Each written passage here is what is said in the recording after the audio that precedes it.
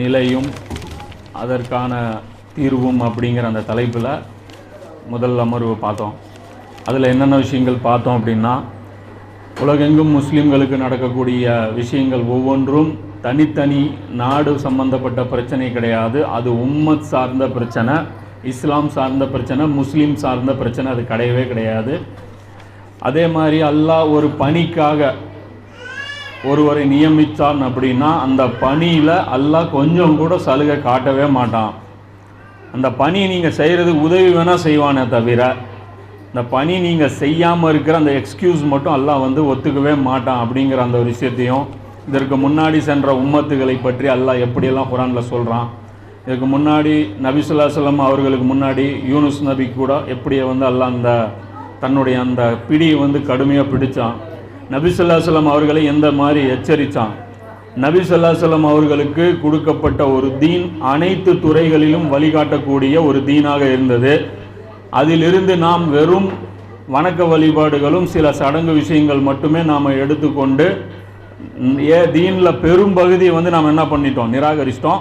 அதோடைய உச்சகட்டமாக ரசூல்லா மறுமையில் போய் என்ன சொல்கிறாங்க, குரானே என் சமுதாயம் தூக்கி போட்டுருச்சு, கேலிக்குரியதாக எடுத்துக்கிச்சு அப்படின்னு சொல்லி இருக்கக்கூடிய நிலைக்கு நாம் இருக்கிறோம். இன்னும் குரானில் அதனுடைய எழுத்துக்கள் மட்டுமே தான் இருக்கும், கருத்துக்கள் இருக்காது. இஸ்லாமுங்கிறது பெயர் மட்டுமே எஞ்சி இருக்கும், அதோடைய வடிவம் இருக்காது அப்படின்னு சொல்லி நபி ஸல்லல்லாஹு அலைஹி வஸல்லம் அவர்கள் எச்சரிச்சுட்டு போனாங்க. இது வரைக்குமான விஷயங்கள் நம்ம பார்த்துருந்தோம். இப்போ இனி அடுத்தது மேற்கொண்டு இருக்கக்கூடிய விஷயங்களும் அதற்கு, அதாவது பிரச்சனை என்ன அப்படிங்கிறது ஒரு அளவுக்கு பார்த்தாச்சு. அதற்குண்டான சொல்யூஷனும் நபி ஸல்லல்லாஹு அலைஹி வஸல்லம் அவர்கள் சொல்லியிருக்கிறாங்க, குரானும் காட்டுது. அப்போ அதையும் பார்த்துட்டு இன்றைக்கி இந்த ரெண்டாவது அமர்வை நம்ம நிறைவு செய்யலாம். அப்போ இந்த இன்னொரு ஹதீஸ் இப்போ அடுத்ததாக காட்டப்படுற ஹதீஸ் எதுன்னு பார்த்தீங்கன்னா, அதுவும் தீன் சம்பந்தப்பட்ட விஷயம்தான். ஏன்னா நம்ம என்ன நினச்சிட்ருக்குறோம், நபி ஸல்லல்லாஹு அலைஹி வஸல்லம் காலத்தில் இருக்கிற தீன் வளர்ந்துட்டு இருக்குன்னு தான் நினச்சிட்ருக்கோம். நபி ஸல்லல்லாஹு அலைஹி வஸல்லம் காலத்தில் தீன் எங்கே இருந்தது? மதீனாவில் இருந்தா, மக்கால் ஆரம்பித்தது மதீனா, மொத்தம் ஹிஜாஸில் வந்துச்சு. அதுக்கப்புறம் நபி உமர்லியானு காலத்தில் ரோமு, பாரசீகமு இதெல்லாமே ஜெயித்தாங்க.